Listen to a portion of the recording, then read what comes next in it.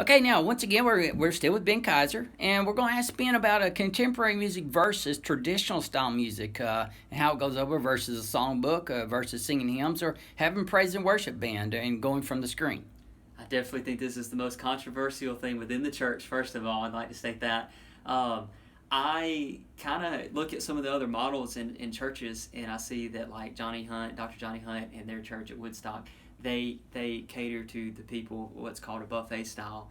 And honestly, I'm going against the norm on this. I actually agree with it. I think that as Paul says, we become all things, and I kind of think that for an unbeliever or a secular person coming in and not having that kind of right feel or so forth, we might not be able to reach that particular group or that person. I do know a church in this area that is doing that model of buffet style. I do think that's the most efficient up to date. But right now, as of now, our church is just doing a blended service, and they just cater to both groups through catering.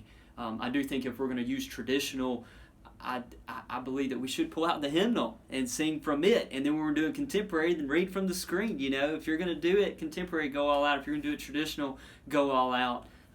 The blended style is kind of, I feel like, sometimes I see it as a cop out. As well, I don't really want to argue with the church, and I don't want to battle it out, so I'm just going to do a blended. But it does seem to work. It to me, it's kind of the average, easy way out, if you will. But I definitely am a big fan of a buffet style Amen to worship. that one. Like Ben said, one of the most controversial things within the church, but it is working.